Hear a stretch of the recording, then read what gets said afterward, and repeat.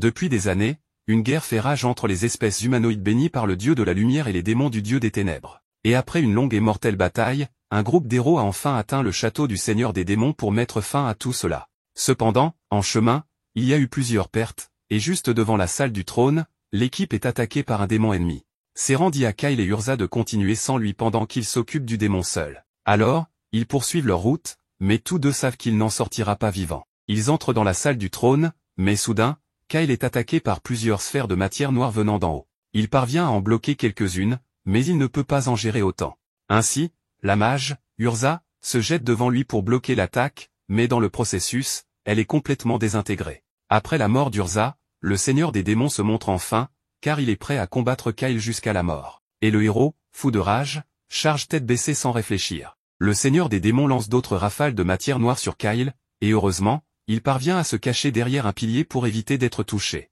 Mais après avoir vu ce que cette attaque a fait, il commence à s'inquiéter. L'attaque utilisée par le seigneur des démons s'appelle Élimination, un sort de haut niveau infranchissable qui détruit tout ce qu'il touche. Tant que le seigneur des démons possède une magie comme celle-ci, Kyle ne pourra jamais s'approcher assez pour porter un coup significatif. Alors, il n'a d'autre choix que de tenter quelque chose de risqué. Il croit qu'il pourrait éliminer le seigneur des démons s'il libère toute l'énergie de la gemme magique de son épée. Mais faire cela est si dangereux qu'il risque probablement de ne pas survivre. Il est bien conscient des risques, mais il n'a pas le choix. Alors, il libère la pleine puissance de l'épée et charge en avant pour briser les défenses du seigneur des démons. Avec ce surcroît de pouvoir, Kyle parvient à transpercer proprement le corps du seigneur des démons et à le détruire complètement. Mais dans le processus, l'épée de Kyle est totalement détruite et il est grièvement blessé. Il a réussi à sauver le monde, mais au passage, il a perdu tout ce qu'il avait juré de protéger au départ. Ses amis, sa famille, et même son foyer ont tous été détruits par le démon, alors il ne ressent pas du tout qu'il a gagné. Quelques instants plus tard, Kyle s'effondre à cause de ses blessures, et il accepte sa mort imminente car il n'a plus rien pour quoi vivre. Mais soudain, la gemme magique du seigneur des démons réapparaît, et la puissance à l'intérieur commence à surcharger. Avec le seigneur des démons disparu, il n'y a plus personne pour contrôler son pouvoir. Et si cette chose devient incontrôlable, elle pourrait détruire le monde entier. Kyle rampe jusqu'à la gemme dans une tentative de l'empêcher d'exploser. Et dès qu'il la saisit, il est enveloppé par un flash de lumière éclatante. La prochaine fois qu'il ouvre les yeux, Kyle se retrouve dans son lit d'enfance, et il est extrêmement confus car cela ne devrait pas être possible. Il se lève et se dirige vers la fenêtre, pensant « ce doit être un rêve ». Mais à coup sûr, quand il regarde dehors, il voit sa ville natale dans toute sa splendeur, la même ville natale qu'il avait autrefois vue brûler après une attaque de démons. Cette vue lui tire une larme, mais après tout ce qu'il a traversé, il ne peut toujours pas accepter que ce soit la réalité. Juste à ce moment, son ami d'enfance Reese entre dans la chambre à la recherche de Kyle. Et dès qu'il la voit, il se fige. Reese remarque que Kyle agit bizarrement, alors elle lui demande si tout va bien, mais il ne dit pas un mot. Il croit encore que tout cela n'est qu'une hallucination, mais à ce stade, il s'en fiche. Il est juste heureux de revoir Reese. Alors, il la serre dans ses bras aussi fort qu'il peut.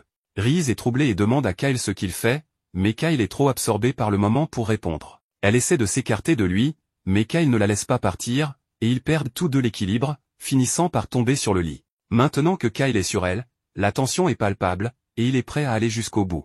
Mais à ce stade, Kyle et Reese n'ont pas encore ce type de relation. Et après tout ce qu'il a fait, l'embarras de Reese s'est officiellement transformé en colère. Alors elle le repousse et lui assène un coup de poing si fort qu'il fait 3 tours en l'air. Kyle est maintenant en train de se tordre de douleur sur le lit, et Reese lui crie dessus pour avoir tenté un truc pareil sans prévenir. Elle ne sait pas ce qui ne va pas chez lui aujourd'hui, et normalement, elle ne serait pas si en colère parce qu'elle l'aime bien aussi, mais elle apprécierait un petit avertissement la prochaine fois pour être émotionnellement préparée. Reese sort alors de la pièce en trombe, laissant Kyle réfléchir à ce qu'il a fait. Mais pendant que Kyle réfléchit, il réalise qu'il a vraiment senti le coup de poing de Reese, et ça faisait très mal. Si c'était vraiment un rêve, alors il ne devrait pas pouvoir ressentir de douleur du tout.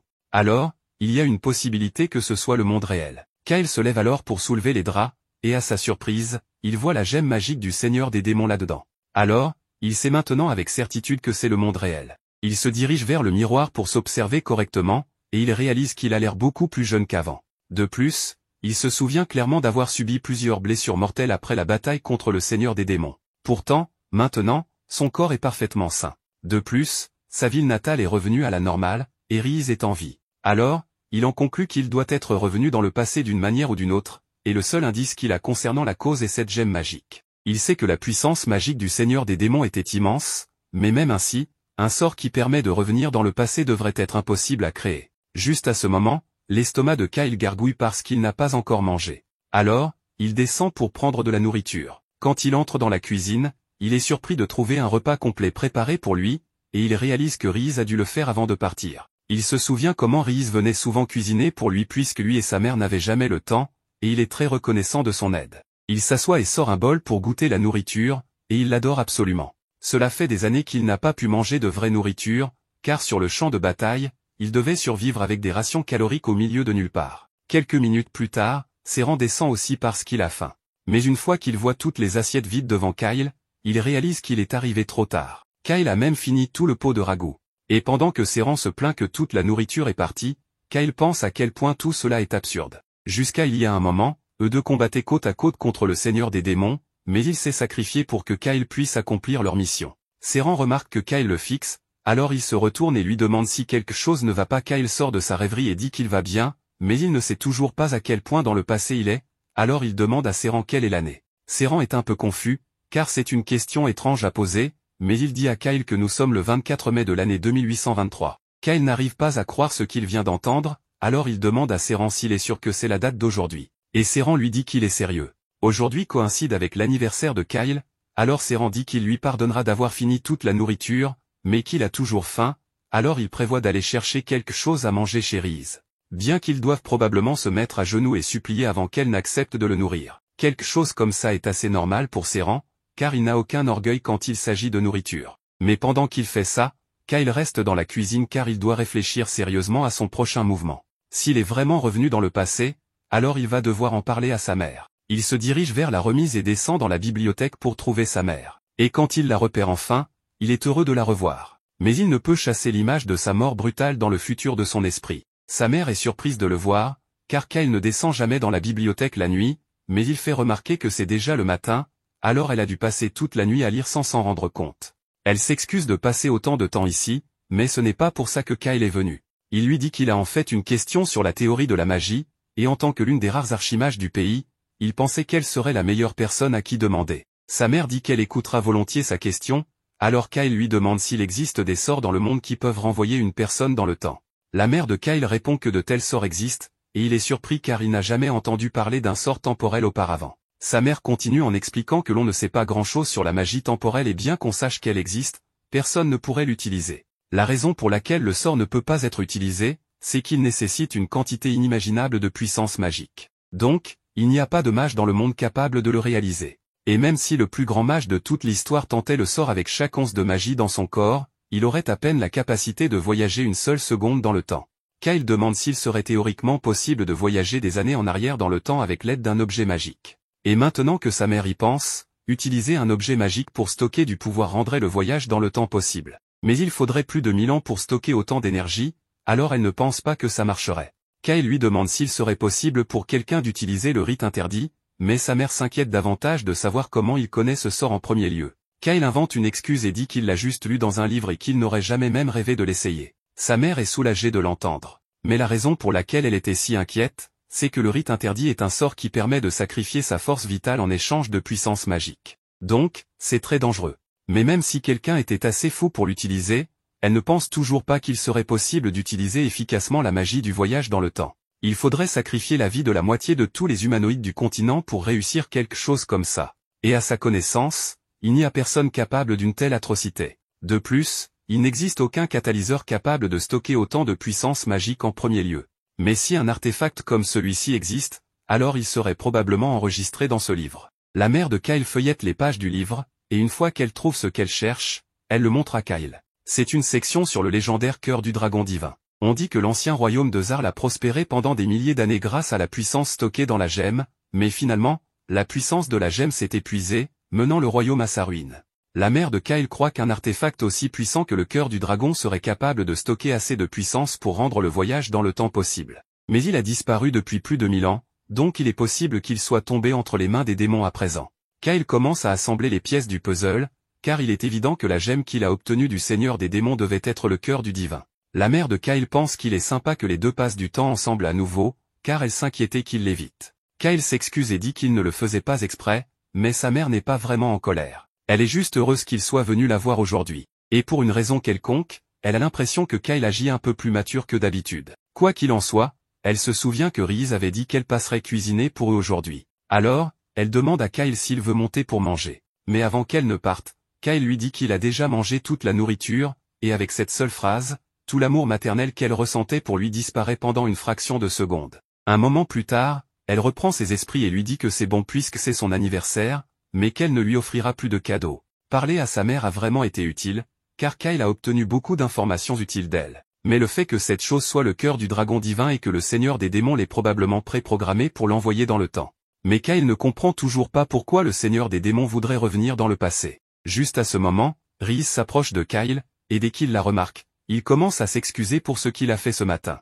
Il lui dit qu'il l'a fait seulement à cause d'un mauvais cauchemar. Alors Rhys lui demande quel genre de rêve c'était. Kyle admet que le rêve impliquait en partie sa mort, et elle comprend maintenant pourquoi il l'a soudainement serré dans ses bras comme ça. Rhys sourit et dit qu'elle est prête à lui pardonner puisque ce n'était pas sa faute. Mais voir son sourire comme ça ne fait que rappeler à Kyle tout ce qu'il va perdre dans le futur. Leur village est le plus proche du territoire des démons. Alors une fois que l'invasion commencera, ils seront les premiers à subir l'attaque des démons. Le village a fini par être réduit en cendres, et Rhys a été tué dans le chaos qui a suivi. Alors, à partir de ce moment, Kyle a juré de la venger. Mais maintenant, elle est assise juste devant lui, aussi vivante que jamais. Rhys demande à Kyle si quelque chose ne va pas, car il est soudainement devenu silencieux. Mais il est plongé dans ses pensées, car s'il ne fait rien bientôt, dans 3 ans, il risque de perdre à nouveau tout ce qu'il aime. Il refuse de laisser les choses se terminer de la même manière. Alors, quoi qu'il en coûte, il se jure à lui-même qu'il changera le futur et sauvera tout le monde de leur cruel destin. Nous sommes maintenant avec Kyle, qui utilise son imagination pour recréer l'image de ce que serait le roi démon. Tout en brandissant une épée, il commence à esquiver les projectiles que ce dernier lui lance. Peu à peu, il repousse et détruit la magie de son adversaire, bien qu'une de ses attaques parvienne à l'atteindre au visage. Après avoir reculé, il remarque qu'il reste encore 3 ans avant la grande invasion, il pense donc qu'il lui manque encore beaucoup de pratique avec l'épée et la magie. À ce moment-là, il utilise les sorts de force et d'accélération sur son propre corps et est surpris que les enchantements soient plus efficaces que d'habitude, ce qui signifie qu'il possède plus de pouvoir magique. Après cela, il fonce directement sur son ennemi, mais à cause d'un moment d'inattention, il est frappé par la magie de celui-ci et tombe au sol, ce qui signifie que si ce n'était pas une simulation, il serait déjà mort. Il pense alors que même si son pouvoir magique est plus grand, son corps n'est pas encore capable de le supporter, donc il n'a pas encore la moindre chance face à ce qui l'attend. Il se dit cependant que mourir n'est pas une option, il veut devenir plus fort, être en bonne santé et prendre une retraite paisible. Pendant qu'il réfléchit à tout cela, Serran et Rhys l'observent en cachette, tous deux ne comprenant pas ce qui lui arrive ni pourquoi il agit de manière étrange depuis hier. Quelques secondes plus tard, Layla arrive pour les saluer, il s'agit de la mère de Serran. Elle demande alors à Alice si son fils sait déjà vivre seul, ce à quoi elle répond qu'il lui rend visite tous les jours pour lui demander à manger, autrement dit, non. Il lui reproche de l'avoir dit, car il ne voulait pas que cela se sache. Layla leur demande de lui raconter les détails une autre fois, car ce qu'elle veut savoir maintenant, c'est contre quel genre de monstre Kyle est en train de se battre, intriguée car elle le trouve totalement différent. Rhys lui explique que c'est justement de ça qu'il parlait et que depuis 2 jours, Kyle semble comme mort à l'intérieur. Serran ajoute que le rêve de Kyle est de vivre sans rien faire grâce à son héritage familial. Son comportement actuel est donc très étrange. Après les avoir écoutés, Layla pense qu'il n'y a qu'une seule explication pour que Kyle ait changé. Une explication aussi vieille que l'humanité. À peine évoque-t-il ce sujet que Kyle dit avoir un mauvais pressentiment, et quelques secondes plus tard, Rhys s'approche pour l'obliger à dire la vérité sur qui il est. Il lui demande de quoi elle parle, ne comprenant pas, mais elle lui crie de ne pas faire l'idiot et de dire qui il harcèle. À force de l'agiter sans arrêt, Kyle finit par céder au vertige et vomit un peu, mais Alice s'en moque et le jette au sol, toujours en colère. Plus tard, elle se calme et s'excuse pour ce qu'il s'est passé, en plus de lui préparer un bon repas en guise de compensation. Alors qu'ils sont tous à table, la mère de Kyle, appelée Solaya, salue Layla en la revoyant. À ce moment-là, Kyle leur dit qu'il veut profiter du fait que tout le monde est là, car il veut savoir quel type de personne peut influencer le destin de son pays et d'autres. Malgré l'étrangeté de sa question, ils répondent que cela pourrait être un roi, les grands prêtres de la déesse mère Kairi ou le héros Randolph, celui qui a vaincu le roi démon il y a 300 ans. Serran mentionne que ce héros est probablement connu même parmi les elfes et les nains. Kyle garde en tête ces 3 options et comprend qu'en 3 ans, il ne pourra être qu'un héros, donc il devra en devenir un. En rangeant les assiettes à la cuisine, les autres s'accordent à dire qu'il se passe quelque chose avec lui, même si Solaya ne voit pas cela comme un mal, car il semble plus motivé. En revanche, Layla suggère de le garder à l'œil. Pendant ce temps, Kyle commence à ressentir à nouveau un mauvais pressentiment. Cette nuit-là, il voit comme un avantage de savoir ce qui va se passer et remercie sa bonne mémoire tout en lisant une montagne de livres dans sa chambre. Sérent lui rend visite et lui demande s'il veut tant que ça devenir un héros. Kyle lui répond que oui, et que plus vite ce sera fait, mieux ce sera, bien qu'il sache que ce n'est pas une tâche facile. C'est pourquoi il réfléchit à comment y parvenir. Sérent lui propose de vaincre le roi démon, mais ils conviennent tous deux que ce n'est pas quelque chose de faisable aussi simplement. Ils discutent alors de ce qu'il faut pour devenir un héros.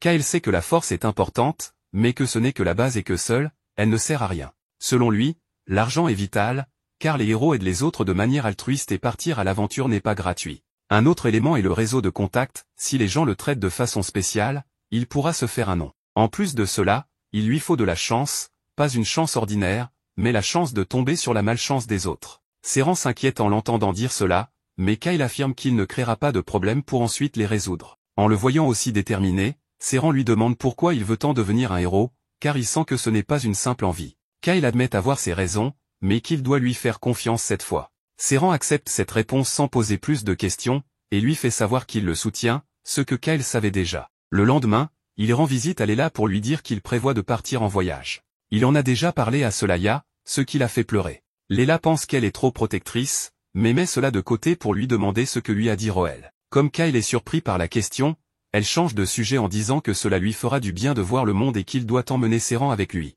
Tous deux discutent de comment ils pourraient l'utiliser, ce qui pousse Sérent à protester. Plus tard, Kyle parle en privé avec Rhys pour lui annoncer qu'il partira dans 2 jours, sa première destination étant la capitale royale de Marad. Une fois qu'il aura tout réuni là-bas, son véritable voyage commencera.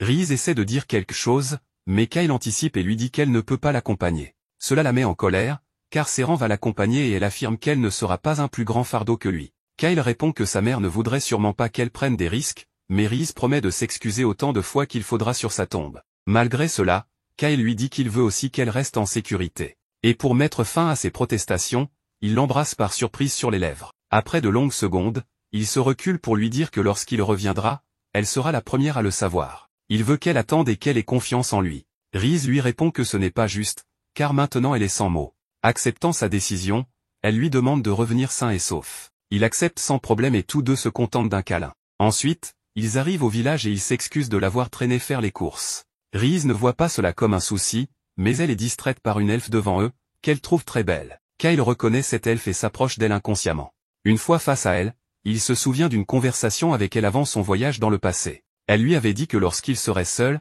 il devrait utiliser son vrai nom. Sans trop réfléchir, il le prononce, Excess. Cela la met en colère car il vient de révéler un secret. Kyle se rend compte que cette fois, ils ne se connaissent pas encore, et pour éviter qu'elle ne crée un scandale, il l'empêche de dégainer son épée. Comme elle ne cesse d'être hostile, il utilise une capacité spéciale contre elle qui l'endort en utilisant son nom. Excess perd peu à peu connaissance et s'effondre, mais il la rattrape à temps.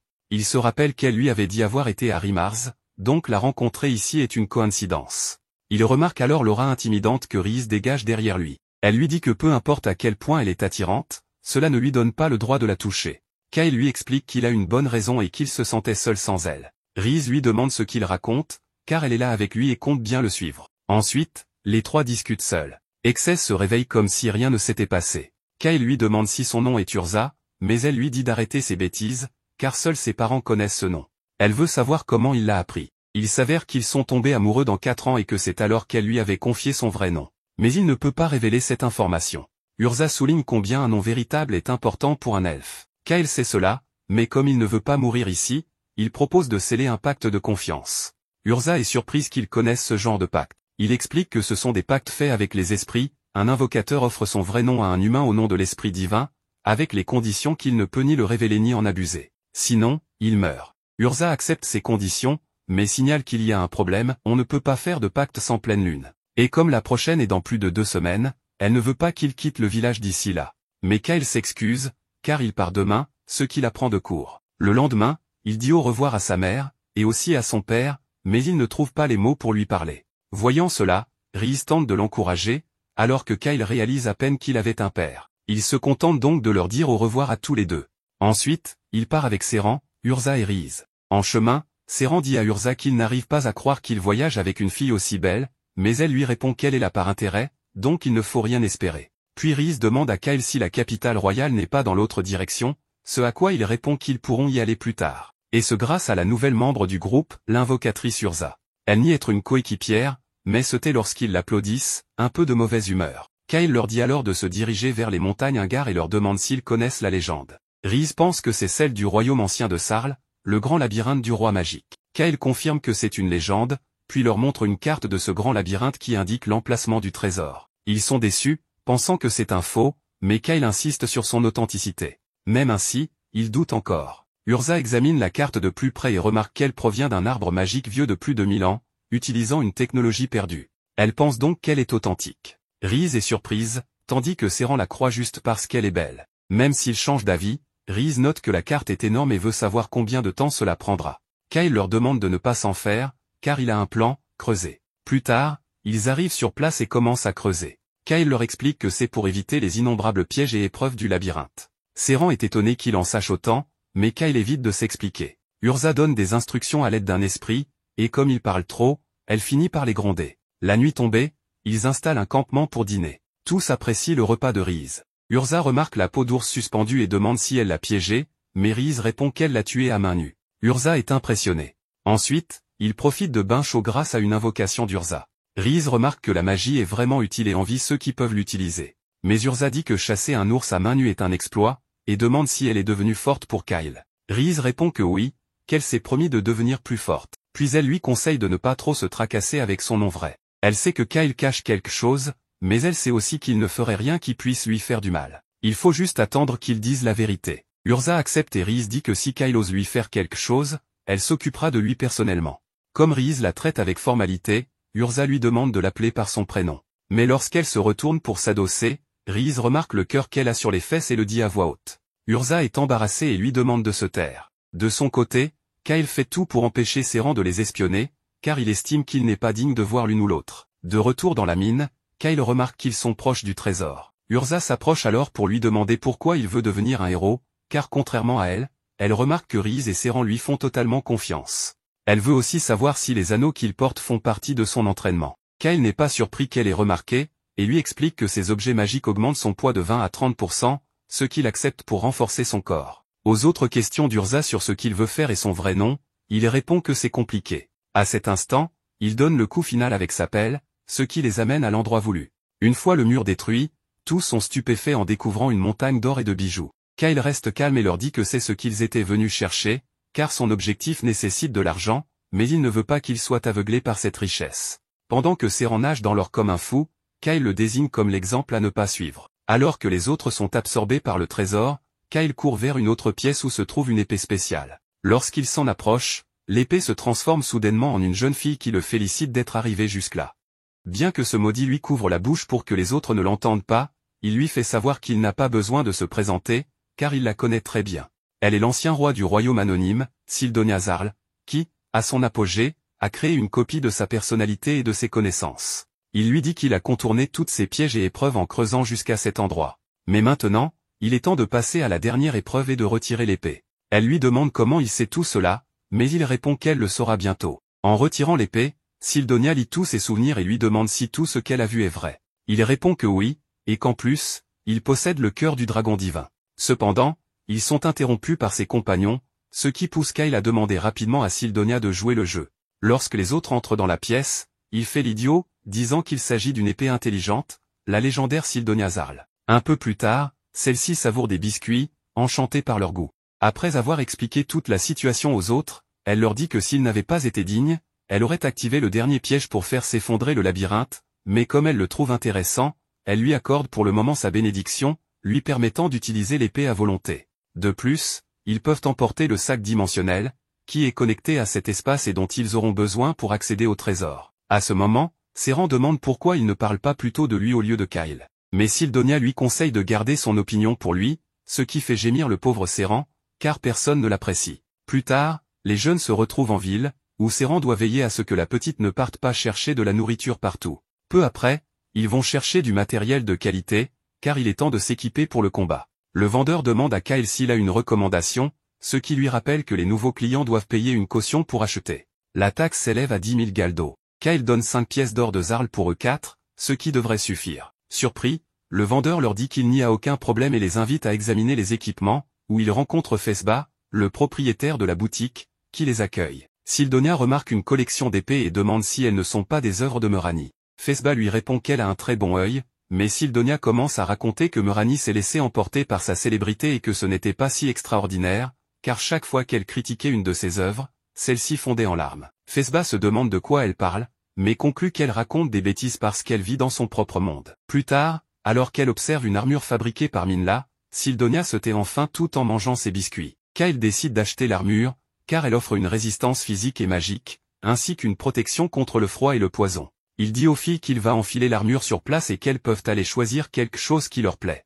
Peu après, Kyle est tout à fait impressionnant dans sa nouvelle armure. Les filles sont également équipées, tandis que Seren tente de séduire quelqu'un, mais toutes le repoussent. Avant de partir, Kyle demande à Fesba toutes les potions curatives disponibles, ainsi que des pierres magiques offensives, surtout pour vaincre des monstres de type reptile. Fesba, surpris par la quantité de marchandises, n'y voit aucun problème. Une fois les achats terminés, ils sont ravis, car ils ont fait une excellente vente ce jour-là. Kyle informe son groupe qu'ils partiront le lendemain, ce qui pousse Seren à ne pas perdre de temps et à sortir pour tenter de séduire quelqu'un, tandis que les filles partent se promener. Sidonia veut aussi aller faire des achats, mais Kyle la retient, car il a des choses à discuter avec elle. À l'auberge, il lui demande s'il est possible de changer le futur. Elle lui explique que c'est assez complexe, car parler de changement implique que le futur est déjà écrit. Kyle lui demande ce qu'elle veut dire, et elle explique qu'en voyageant dans le temps, il est arrivé dans un nouveau monde. Selon sa théorie, le temps n'est pas linéaire, mais diverge comme un arbre, et son âme s'est simplement déplacée vers une autre branche de cet arbre.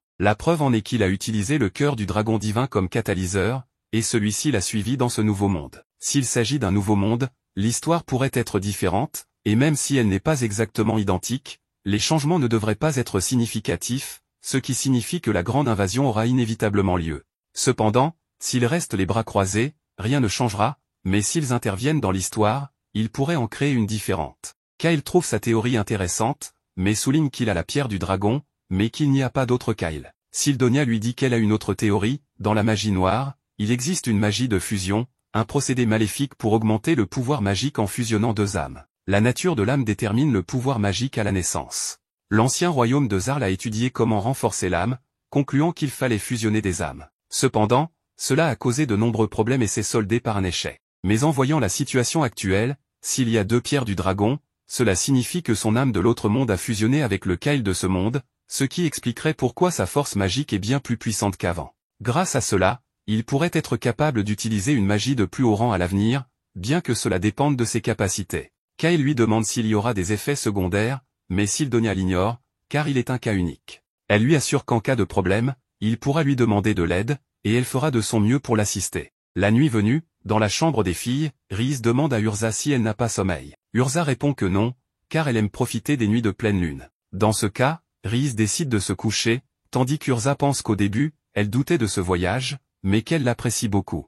Rhys s'est révélé être une bonne fille, et Seren, eh bien, on peut dire qu'il est amusant. Cependant, Kyle reste une énigme pour elle, bien qu'elle ne perçoive pas de mauvaises intentions chez lui. Tout en se sentant un peu gênée, elle entend Rhys parler dans son sommeil, disant que Kyle est uniquement à elle. Urza continue d'admirer la lune, mais se rend soudain compte qu'elle a oublié qu'ils attendaient la pleine lune pour réaliser le pacte de confiance. Pendant ce temps, Kyle s'entraîne avec Sidonia, qui lui dit que ce type d'entraînement n'existait pas à son époque. Kyle répond que c'est très efficace, mais que ce n'est pas la même chose qu'un vrai combat. En regardant l'épée, il remarque qu'elle est splendide et, bien qu'il ait utilisé d'autres épées en mithril, celle-ci est à un autre niveau. Sidonia lui dit alors que cette épée n'est pas en mithril, mais alors qu'elle s'apprête à révéler de quel matériau elle est faite, Urza les interrompt, désespérée, en courant vers Kyle pour lui dire qu'ils doivent réaliser le pacte de confiance ce jour-là. Kyle, épuisé, lui demande de le faire une prochaine fois, mais Urza refuse d'attendre un mois entier, car son véritable nom est en jeu. Sans autre option, Kyle accepte. Plus tard, Urza trace un cercle magique sur le sol, pensant qu'avec le pacte de confiance, elle offre son véritable nom à une autre personne, jurant de passer sa vie avec elle. Elle n'aurait jamais imaginé faire ce pacte avec un homme qu'elle connaît à peine depuis 2 semaines. Une fois le cercle terminé, elle réveille Kyle et lui ordonne de se placer à l'intérieur. Lorsqu'il le fait, elle commence le rituel, invoquant Muna, l'esprit divin de la lune, pour accomplir le rituel, et demande à Kyle s'il jure de ne pas révéler ni profaner son véritable nom. Lorsqu'il prête serment, un pilier de lumière jaillit de l'endroit, et soudain, Kyle embrasse Urza. Surprise, elle le repousse en lui demandant ce qu'il fait. Il répond que la dernière fois, ils se sont embrassés à la fin, lui demandant si ce n'était pas ainsi que cela fonctionnait. Urza lui rétorque qu'ils n'ont jamais fait de pacte, et que ce baiser est une étape supplémentaire pour un lien matrimonial. Comprenant la gravité de son erreur, Kyle dit que ce n'était qu'un accident malencontreux. Ursa, profitant du cercle magique, invoque la salamandre pour donner une leçon à Kyle pour son comportement déplacé. Le lendemain, les jeunes poursuivent leur voyage, et on leur demande pourquoi ils ont l'air si fatigués. Kyle explique que c'était à cause d'un accident malencontreux, puis demande à Ursa pourquoi elle continue de les accompagner, puisque le pacte est fait et qu'elle n'a plus besoin de rester. Ursa répond qu'il connaît son véritable nom et qu'elle ne partira pas tant qu'il ne lui dira pas pourquoi. Kyle la comprend et la laisse rester, tandis que Seran mentionne qu'il est aussi très fatigué. Rhys le taquine, disant que c'est parce qu'il a passé la nuit à essayer de séduire quelqu'un, mais que toutes l'ont repoussé. Rhys demande alors à Kyle pourquoi il se dirige vers Arcane. Pour la détourner, il dit que Syldonia a des pouvoirs prémonitoires et leur a indiqué qu'il devait aller à Arcane. Confuse, elle joue le jeu. Quelques jours plus tard, en arrivant en ville, il tombe juste à temps pour la visite de la princesse Milna. En la voyant, les jeunes sont émerveillés par sa beauté, et elle se montre comme une fille douce et très gentille. Tous pensent qu'elle est une princesse merveilleuse. En voyant son escorte, Kyle se souvient que son nom est CentOS. Syldonia lui demande si c'est la princesse qu'ils doivent sauver, et Kyle lui révèle qu'elle mourra dans 2 jours. Plus tard, à l'auberge, il raconte à Syldonia qu'une hydre attaquera la princesse lors de son trajet vers le village de San. Dans son autre vie, il a entendu dire que cet incident fut considéré comme une tragédie due à la malchance de la princesse, qui aurait été imprudente et l'aurait cherchée. Cependant, il sent qu'il y a quelque chose de louche dans cette affaire. Syldonia lui dit qu'elle est certaine qu'il pense qu'on a peut-être utilisé l'hydre pour couvrir un assassinat, car, d'après ce qu'il lui a raconté, de nombreuses rumeurs ont circulé sur la princesse après sa mort, notamment celles concernant son demi-frère, le prince Carena, qui était le plus avantagé par sa mort. Ce qui le rend encore plus suspect, c'est qu'actuellement, le prince Carena se trouve également dans cette ville. Le plan de Kyle est maintenant de profiter de cet incident malencontreux pour faire une entrée spectaculaire lorsque la princesse sera en danger, lui sauvant la vie, ce qui marquera un excellent début pour son épopée héroïque. Kyle pense que désormais le plus compliqué sera de faire en sorte que l'aide à la princesse semble être une coïncidence.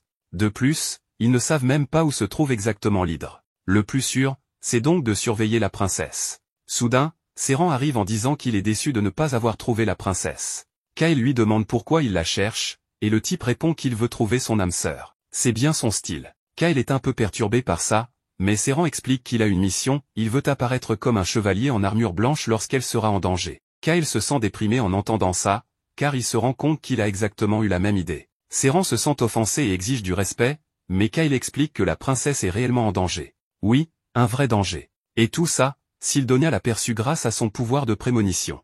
Seran trouve cela parfait, et n'a pas d'autre choix que de continuer à suivre la princesse. Ainsi, au moment opportun, les jeunes hommes se retrouvent à l'extérieur pour suivre sa trace. Ils demandent si elle est vraiment en danger, et Syldonia confirme avec ses pouvoirs de prémonition, etc. Ursa demande comment ils vont la suivre, puisqu'ils ne peuvent pas trop s'en approcher. Syldonia dit qu'elle utilisera un autre de ses pouvoirs, et se transforme soudainement en oiseau. De cette manière, elle pourra suivre le carrosse sans éveiller de soupçons.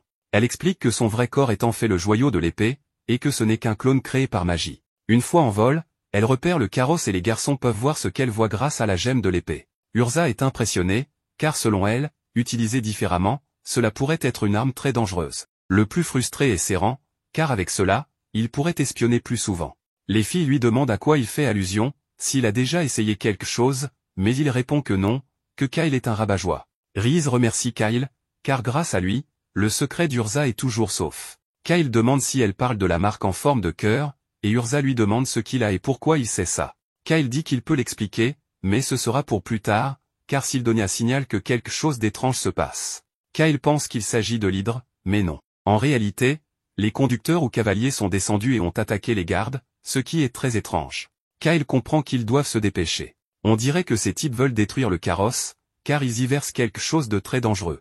Mais juste à ce moment, Kyle surgit, utilise sa compétence accélérée, et parvient ainsi à vaincre les ennemis. Seran confirme que la princesse est en vie et dit qu'il s'en chargera pendant que les autres inspectent les environs au cas où d'autres ennemis seraient présents. Mais à peine il finit de parler, que des molosses infernaux apparaissent, et en grand nombre. Si ça continue comme ça finira très mal. Kyle demande s'ils peuvent utiliser le carrosse, mais Seran dit que non, car les rênes sont coupées et il faudra du temps pour les réparer. Cependant, quelque chose de gigantesque semble approcher à grande vitesse. Et maintenant, Kyle confirme que oui, l'hydre est vraiment venu. Kyle demande à Seran de protéger la princesse au péril de sa vie, car elle est la priorité. Il demande aussi aux deux filles d'aller l'aider. L'elfe lui demande s'il compte vraiment affronter l'ennemi seul, et Kyle promet qu'il sait ce qu'il fait, que tout ira bien. Pendant que les filles restent derrière, Urza invoque Salamandre pour réchauffer un peu les monstres ennemis. Kyle court à toute vitesse vers l'hydre, mais il demande tardivement à Syldonia s'il a la force de vaincre cette chose, car il sait que la puissance de l'hydre dépend de ses têtes, et qu'il en a déjà vaincu une sur 3. Cependant, cette hydre-là vient d'apparaître, et elle a 8 têtes. La situation devient très grave, très vite. Syldonia demande s'il doit fuir ou pas, mais Kyle pense qu'il est déjà trop tard. Il sait qu'affronter un monstre à 8 têtes sera difficile, mais il n'a pas le choix. Il a déjà remarqué que ses mouvements sont plutôt lents et prévisibles, mais ses écailles sont trop dures pour être attaquées directement à l'épée. Kyle essaie d'analyser chaque facteur du combat, mais l'un des plus grands dangers de ce genre de monstre, c'est son souffle. Oui, un souffle toxique, ultra venimeux. Si vous ne me croyez pas, regardez comment il détruit toute la végétation qu'il touche. Heureusement, Kyle a désormais une armure de dragon qui annule le poison. Oui, celle qu'il a achetée dans ce magasin. En fait, il utilise des pierres de vent glacial pour neutraliser temporairement l'hydre et la congeler, puis utilise une explosion. Grâce à cela, Kyle crée une ouverture pour attaquer directement et couper une tête. Cependant, la capacité régénératrice de cette créature dépasse l'entendement. Kyle est pourtant ravi d'affronter un ennemi aussi redoutable. Pendant ce temps, les filles ne savent pas combien de temps cela va durer, car les ennemis ne cessent d'apparaître. Urza s'inquiète beaucoup pour Kyle, elle doute fortement qu'il puisse vaincre une hydre seule. Rhys comprend parfaitement, mais lui demande de se concentrer d'abord sur ce qu'elles ont devant elle. Retour sur Kyle, il lance à nouveau sa pierre de vent glacial, mais cette fois l'hydre s'en libère facilement. Et oui, c'était sa dernière pierre. Bien qu'il ait déjà donné 3 attaques précises, l'hydre continue de se régénérer à un rythme absurde. Il est évident que l'hydre à 3 têtes qu'il avait affronté auparavant n'était rien comparé à celle-ci. Notre héros sait qu'il doit régler ça à la racine, alors il active accéléré, donne un coup d'estoc en plein centre et y insère quelque chose de brillant, mais il est sévèrement blessé en retour. Kyle souffre beaucoup après cette attaque. L'hydre pense qu'elle a gagné, mais quelques secondes plus tard, elle se transforme en feu d'artifice. Kyle est heureux de cette victoire, et Syldonia comprend que ce qu'il a fait, c'est insérer les pierres explosives dans la blessure qu'il avait infligée. Kyle pense qu'il n'y avait pas d'autre moyen de vaincre ce monstre. Concernant la technique d'épée, il ne l'utilise pas souvent, car elle le laisse vulnérable, d'où les dégâts importants subis. Le combat contre les monstres est enfin terminé. Urza et Rhys s'inquiètent pour le héros et veulent aller le voir, mais il arrive à ce moment-là. Rhys lui demande s'il a vaincu l'hydre et il répond que oui, même si elle s'est bien défendue. Pourtant, les deux lui demandent de s'éloigner, car il pue l'hydre, et que cette odeur est insupportable. Pauvre gars. Malgré tous ses efforts, il n'a pas d'autre choix que d'aller prendre un bon bain. Un peu plus tard, il demande à Sérent comment va la princesse. Il répond qu'elle est assise mais inconsciente, car apparemment elle et ses servantes ont été droguées. En les voyant, Kyle demande à Urza de leur donner les antidotes qu'ils avaient achetés avant de quitter la ville. Sérent leur montre ce qu'il a trouvé, c'est ce que les ennemis utilisaient. Il ne voulait pas faire exploser le carrosse, mais attirer les monstres à un seul endroit pour faire croire à un accident. Mais avec ça, le héros confirme que ce n'en était pas un. C'était une attaque directe contre elle. De l'autre côté, le prince et ce Xanthos donnent l'ordre d'envoyer les troupes. De retour avec Kyle, il demande si la princesse va bien, et elle commence justement à reprendre connaissance. Milna demande si elle est vraiment en vie, car elle pensait ne plus jamais se réveiller. Elle suppose que sa chance n'est pas encore épuisée, puis demande si ce sont eux qui l'ont sauvée. Sérent répond immédiatement que oui, c'est lui qui l'a sauvée, mais Rhys lui donne une petite tape affectueuse pour le calmer. Avec tout redevenu calme, Kyle se présente, Kyle le narre. Il dit à la princesse qu'ils passaient par là et ont vu qu'elle était attaquée par des bandits et des créatures magiques. C'est pourquoi ils ont décidé d'intervenir. Une des servantes se réveille et se met immédiatement en position de défense devant la princesse Milna. Elle lui dit de se calmer, car ce sont eux qui l'ont sauvée. La servante demande si elle va vraiment faire confiance à des inconnus, mais la princesse répond que oui. Elle leur est même profondément reconnaissante, car sans eux, ils seraient morts. Elle se lève, et Kyle l'avertit que ce qui se trouve dehors n'est pas joli à voir. Milna s'en fiche, elle veut voir de ses propres yeux ce qui s'est passé. En sortant, elle demande s'ils sont à mi-chemin entre Arken et San. Le héros confirme. Rhys remarque que la princesse a un air un peu différent de la dernière fois. Juste à ce moment, Syldonia informe Kyle que des troupes d'Arken arrivent. Kyle le dit à la princesse, et elle sait qu'ils doivent quitter cet endroit au plus vite, sinon ils tueront tous ceux qui sont avec elle. Kyle ne comprend pas, car ses soldats sont censés la protéger. Mais elle lui explique qu'en réalité, leur objectif est de la tuer. Et celui qui tire les ficelles, c'est le capitaine de la garde royale, Xanthos. Kyle est choqué. Milna demande à sa servante de se débarrasser des corps pour qu'ils ne puissent pas être identifiés facilement. Si leur but est de tuer Milna, ils devront au moins vérifier si elle fait partie des cadavres. Nino, la petite, accompagnera la princesse, et Arka, la servante, conduira le carrosse. Milna demande au groupe du héros de monter rapidement, elle leur expliquera tout en chemin. Cependant, Sérent, qui a la substance qui attire les monstres, la jette pour gagner du temps. Très pratique. En effet, les troupes ennemies sont déjà très proches. Mais au vu du visage du héros, rien de tout cela ne lui plaît. La princesse remercie à nouveau ses sauveurs de lui avoir sauvé la vie. Kyle lui demande si elle est certaine que Xanthos cherche à l'éliminer, et elle confirme, précisant que c'est son frère qui tire les ficelles. Qu'elle a du mal à y croire, mais la princesse explique qu'elle les a entendus comploter la nuit, après l'avoir endormie. Il prévoyait de la plonger dans un sommeil profond, de la placer dans un carrosse, puis de laisser des bêtes la dévorer pour faire passer cela pour un accident. Elle connaissait les ambitions de son frère, mais comme il était incompétent, elle pensait qu'il n'irait jamais si loin. Cependant, avec Xanthos dans l'équation, tout change. La fille à ses côtés lui conseille de ne pas trop en dire, mais Sérent, en la voyant, annonce qu'il l'a déjà rencontrée. C'était la fille qui avait offert des fleurs à la princesse à Arken. Cette dernière tente de le nier, mais la princesse confirme qu'il a l'œil. Tout cela était une mise en scène préparée, car pour gagner la confiance des gens, il faut agir de manière audacieuse. Elle avoue qu'elle faisait confiance à Xanthos, mais que c'était une grave erreur. Xanthos est un capitaine très compétent, apprécié de tous. Habituellement, elle est escortée par Kirlen, la capitaine de la 5e compagnie de la garde, une unité composée uniquement de femmes. Mais en raison de leur charisme, elles sont souvent convoquées pour des cérémonies dans la capitale, et cette fois, c'est Xanthos qui a dû l'escorter. Elle aurait dû se méfier en le voyant accompagné de son frère. Kyle a du mal à croire que Xanthos ait pu faire une telle chose, mais si la princesse dit vrai, Xanthos est désormais un ennemi. Étant donné que la princesse est toujours en vie, ils seront accusés de l'avoir attaqué et d'avoir tué les gardes, passant pour des mercenaires. Elle leur révèle tout cela pour qu'ils soient conscients de la situation, et maintenant qu'ils sont tous dans le même bateau, ils doivent survivre à tout prix. La princesse leur promet une récompense s'ils s'en sortent vivants, mais Kyle répond qu'il ne veut ni récompense ni statut, seulement une bonne réputation. Milna trouve cela étrange, mais approuve. Plus tard, les jeunes élaborent une stratégie. Milna leur indique que Kirlen arrivera à Arken le lendemain, et si elle ne trouve pas la princesse, elle ira à San. Ils doivent donc gagner du temps jusqu'à son arrivée. Cependant, sur leur chemin, ils croiseront la 2e compagnie,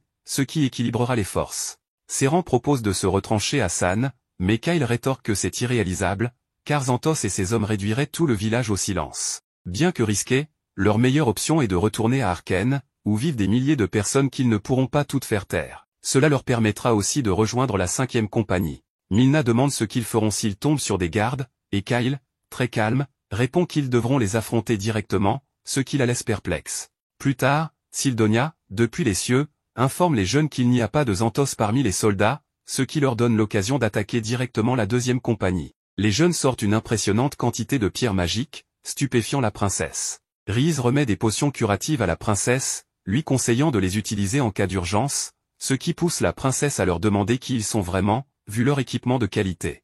Kyle se contente de répondre qu'ils sont des candidats héros de passage. À Arken, le prince réprimande Xanthos pour avoir échoué à assassiner la princesse et lui ordonne de se dépêcher d'en finir avec elle.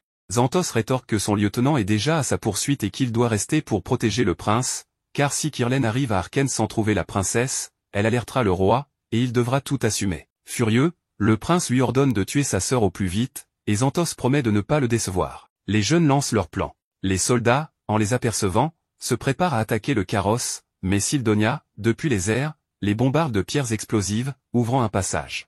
Urza utilise ses esprits pour amplifier les explosions. En traversant les lignes ennemies, le vice-capitaine ordonne de compter les hommes encore debout, tandis que les jeunes, sortis du danger, se réjouissent d'avoir assez d'argent pour rester bien équipés. Bien que leur plan fût simple, il a fonctionné. Malheureusement, peu après, une roue du carrosse se casse, les obligeant à continuer à pied. Rhys emmène la princesse et les autres, tandis que Sildonia informe Kyle qu'il reste 30 soldats. Kyle demande à Urza et aux autres de retourner en ville, car quelqu'un doit couvrir l'arrière-garde. Urza refuse, arguant qu'affronter 30 gardes royaux seuls est suicidaire. Kyle lui assure qu'il peut gérer, mais Urza, frustré, tente de protester. Kyle l'interrompt, annonçant que c'est Sérent qui se chargera des gardes. Surpris, Sérent demande ce qu'il veut dire, et Kyle confirme qu'il devra retenir les gardes. Quand Rhys les rejoint, Kyle demande à Urza d'invoquer Zéphyr. Pressé par le temps, Urza utilise sa magie pour appliquer la compétence de Zéphyr, augmentant leur vitesse. Ils abandonnent Sérent, qui n'en revient pas d'être laissé seul. Plus tard, Sérent brandit un drapeau blanc,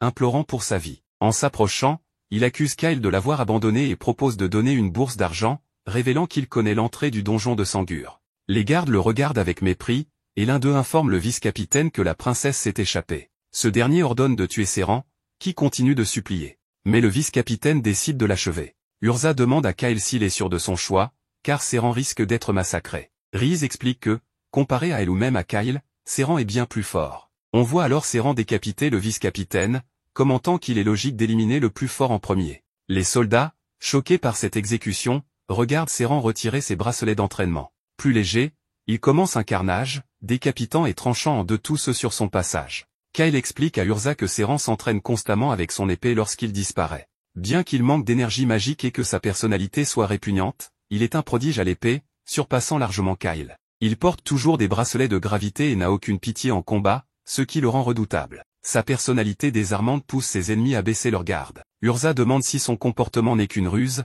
mais les autres répondent que seulement 10% est de la comédie, le reste est sa vraie nature. Il regrette un peu les soldats à cause de Seran. Ce dernier annonce qu'il s'ennuie, sa mission étant de les retenir, pas de tous les tuer. Il prétend se rendre, ajoutant que sans chevaux, les soldats ne rattraperont pas la princesse, et qu'il ferait mieux de se dépêcher. Les soldats hésitent, se demandant si cela vaut la peine de combattre un tel adversaire pour mourir. Ils décident de partir, mais Seran, après avoir pris une potion curative, lance des runes explosives, éliminant les soldats sans scrupules, avouant qu'il n'avait pas l'intention d'en laisser un seul vivant. Xanthos réalise que quelqu'un interfère avec ses plans et décide de partir, laissant des gardes pour protéger le prince.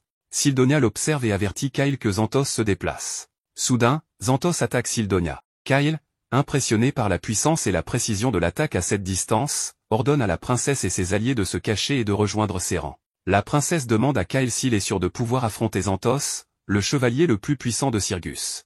Kyle répond qu'il aurait préféré l'éviter, mais qu'il n'a plus le choix. La princesse, l'observant attentivement, remarque qu'il semble connaître Xanthos depuis longtemps. Kyle reste silencieux, et la princesse, comprenant que ce n'est pas le moment de discuter, s'incline avant de partir, confiant son destin à Kyle. Plus tard, Xanthos croise Kyle et lui demande s'il aide la princesse. Kyle confirme et s'étonne que Xanthos soit seul, alors qu'il dispose de soldats. Xanthos répond qu'il ne veut pas sacrifier davantage d'hommes dans ce conflit, affirmant qu'il suffit à lui seul pour tous les éliminer. Kyle lui demande de se rendre, proposant de demander un pardon à la princesse, ce qui indigne Xanthos. Kyle lui demande pourquoi il veut tuer la princesse, mais Xanthos rétorque que cela ne concerne pas un homme sur le point de mourir. Ils entament un combat, apparemment à égalité. Kyle esquive les attaques de Xanthos, enveloppé d'illusions, surprenant ce dernier, car personne n'ayant vu ces illusions auparavant n'a survécu. Kyle regrette d'en être arrivé là, révélant que celui qui l'a formé au maniement de l'épée magique n'est autre que Xanthos. Cependant, après avoir évité la première combinaison mortelle, Kyle réalise rapidement qu'il n'est pas de taille face à Xanthos avec sa force physique actuelle. Il est rapidement repoussé et Xanthos commence à lui tirer des rafales d'énergie qui le déséquilibrent. Xanthos décide alors de porter le coup fatal, mais Kyle parvient à poser le pied sur son épée et utilise l'élan pour s'éloigner de lui. Xanthos est offensé par le fait qu'il ait osé frapper une épée avec son pied, mais Kyle lui dit qu'il a appris ça de son maître, avant de lui lancer une pierre magique explosive. Xanthos, grâce à ses réflexes rapides, renvoie immédiatement la pierre vers Kyle, qui subit donc les dégâts.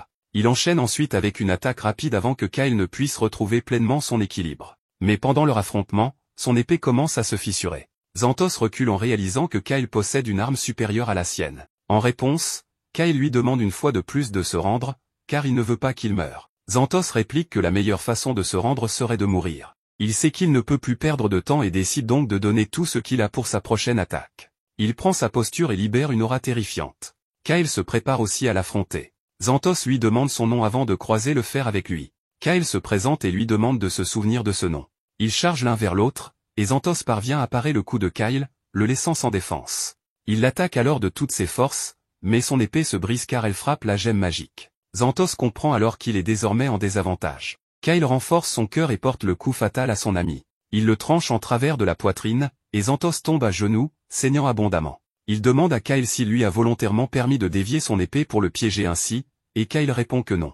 Xanthos l'avait battu dans tous les domaines, mais il savait qu'il irait droit au but pour tuer, et il s'était préparé à ça. Xanthos dit que Kyle est un homme étrange, puis murmure qu'il est désolé avant de mourir. Le cœur lourd, Kyle s'excuse à son tour, disant qu'il y a des choses qu'il doit protéger à tout prix, même si cela signifie tuer d'anciens amis. Il se met à pleurer, car Xanthos faisait justement partie de ces choses qu'il voulait protéger. Mais il est déjà trop tard. De retour en ville, Carena tourne en rond dans sa chambre, impatient, se demandant pourquoi Xanthos met autant de temps. Soudain, il entend quelqu'un approcher et pense qu'il s'agit de Xanthos, mais c'est en réalité la commandante du 5e bataillon, Kirlen, qui ordonne à ses femmes de faire irruption dans la pièce et d'arrêter le prince. Carena leur ordonne de le lâcher immédiatement, mais Milna entre dans la pièce, et il se tait aussitôt. Milna ordonne à Kirlen d'arrêter Karena, de l'interroger, et d'utiliser la force s'il ne coopère pas. Elle quitte la pièce, et les cris du prince bâtard se transforment en hurlements alors que les chevalières commencent à le passer à tabac. Une fois dehors, Milna remercie Kyle et son groupe de l'avoir aidé à survivre à cette épreuve. Elle les emmène au palais royal pour les remercier et les récompenser correctement. Seren et Sy perdent immédiatement le contrôle en voyant de la nourriture et des filles. Kyle s'excuse pour leur comportement, mais Milna lui dit que ce n'est pas grave. À ce moment-là, le roi arrive, et Milna se précipite maladroitement pour lui tenir la main au lieu de le serrer dans ses bras. Elle le présente à Kyle et son groupe. Seul Kyle a assez de bonnes manières pour saluer correctement le roi. Cependant, le roi leur dit qu'il n'est pas nécessaire d'être formel. Il remercie le groupe d'avoir sauvé sa fille, puis commence à se demander pourquoi Xanthos aurait participé à un complot pour tuer Milna.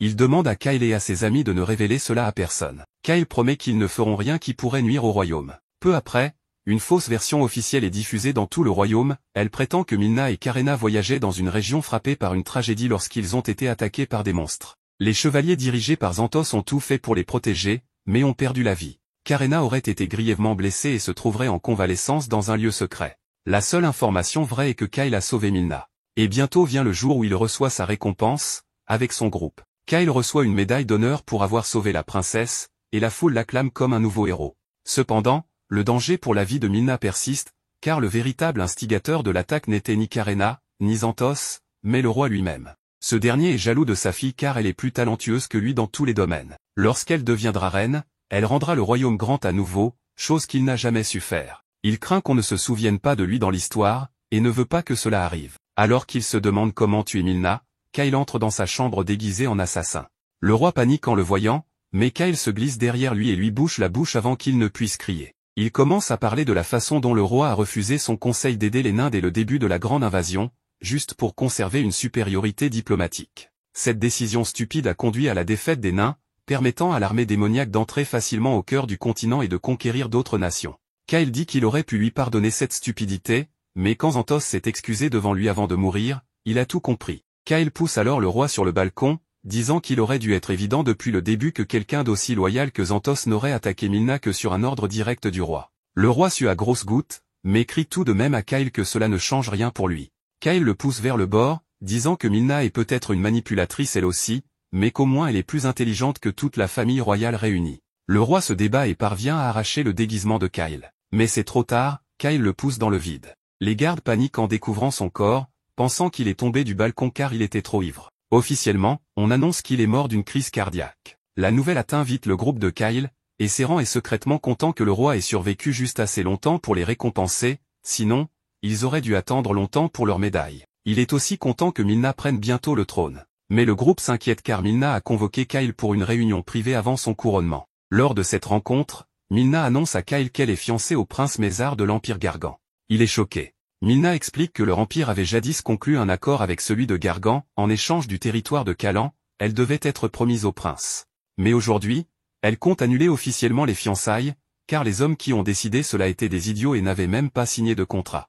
En plus, le territoire de Kalan n'est pas officiellement lié aux fiançailles. Il restera donc dans l'Empire Zirgus. Toutefois, Milna demande à Kyle d'aller voir le gouverneur de Kalan et d'obtenir son approbation pour annuler les fiançailles avant qu'elle ne puisse faire quoi que ce soit de son côté. Cette mission semble être un fardeau pour Kyle, et la nuit, il n'arrive pas à cesser d'y penser. Sy vient à ses côtés et lui demande ce qui le préoccupe. Il lui répond qu'il craint la réaction de l'Empire Gargan. Elle lui dit qu'il devrait plutôt se soucier de Kalan, qui semble avoir ses propres problèmes. Elle remarque que le gouverneur de Kalan ne s'est pas présenté aux funérailles du roi, ce qui signifie qu'il est très occupé. Sy pense que c'est encore une des ruses de Milna, qui espère que Kyle réglera le problème sans qu'elle ait à le lui demander. Cela rassure Kyle, car cela pourrait améliorer sa réputation de héros, et surtout, il veut rester aussi loin que possible de Milna. Cependant, il doit la voir une dernière fois avant de partir. Milna lui demande alors de rejoindre la garde royale et de devenir son chevalier personnel, car elle veut l'avoir près d'elle 24 heures sur 24. Kyle est surpris par son flirt agressif et lui répond qu'il a d'autres choses à faire,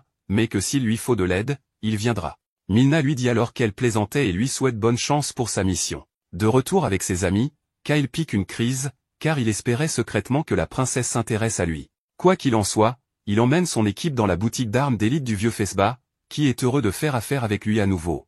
Il le félicite pour sa médaille et lui souhaite encore plus de succès. Seren l'interrompt pour demander si son épée est réparée, et Fesba la lui remet immédiatement, disant qu'il a fait appel à son meilleur artisan. Mais Seren demande s'il n'a pas mieux. Le marchand s'excuse, il n'a rien de mieux pour l'instant, mais promet d'utiliser ses contacts pour lui trouver une meilleure épée. Kyle lui demande alors s'il sait quelque chose sur Kalan, leur prochaine destination. Fesba lui répond que c'est un endroit difficile, car la guilde des forgerons dirige toute la ville et a causé beaucoup de problèmes, rendant le commerce compliqué. Cependant, il affirme que les choses s'améliorent un peu depuis que Kalan a été intégré à Zirgus. Kyle le remercie pour les infos, et Fesba dit à Seran qu'il pourrait peut-être trouver une épée digne de lui à Kalan, qui a une longue et riche culture de la fabrication d'armes. Sur ce, Kyle, Seran et les filles reprennent la route vers Kalan. Après un long voyage, ils sont enfin arrivés à la ville-état de Kalan. La surprise des jeunes est qu'ils savaient que la ville était située dans les montagnes, mais pas de manière aussi littérale. Cependant, Sildonia explique que la ville n'a pas été construite dans la montagne, mais plutôt l'inverse, la montagne a été érigée autour de la ville. Elle raconte que la ville a été fondée à l'époque de Zarl comme un avant-poste pour se défendre contre les démons. Ce n'est que plus tard qu'ils ont découvert des filons de minerais de haute qualité et ont soulevé la terre pour les extraire à la surface. En résumé, les montagnes sont ces filons de minerais. Soudain, des vouivres montés par des cavaliers humains portant l'emblème de l'Empire Gargan apparaissent. Ce sont les chevaliers dragons du ciel de l'Empire, et oui, dompter ces créatures est tout un exploit. La question est de savoir ce que viennent faire ces chevaliers à Kalan. Seran espère que cela n'a rien à voir avec leur mission. Le héros décide de poursuivre, et une fois entré dans la ville, il annonce qu'ils sont des émissaires de Zirgus et souhaiterait parler à l'ambassadeur. Pendant que le garde vérifie les documents, Urza se cache un peu, ayant remarqué que la ville est pleine de nains. Riz lui demande si les elfes et les nains ne s'entendent pas, mais Urza précise que ce n'est pas le cas, c'est juste une affaire des nains, et elle s'en fiche complètement. À ce moment, Miranda, l'ambassadrice de Zirgus, arrive, ce qui surprend beaucoup Kyle. Il la salue avec un enthousiasme exagéré, ce qui agace Riz. Miranda a entendu parler des exploits de Kyle et de son groupe, alors elle les invite à entrer. Évidemment, Miranda est une connaissance du protagoniste,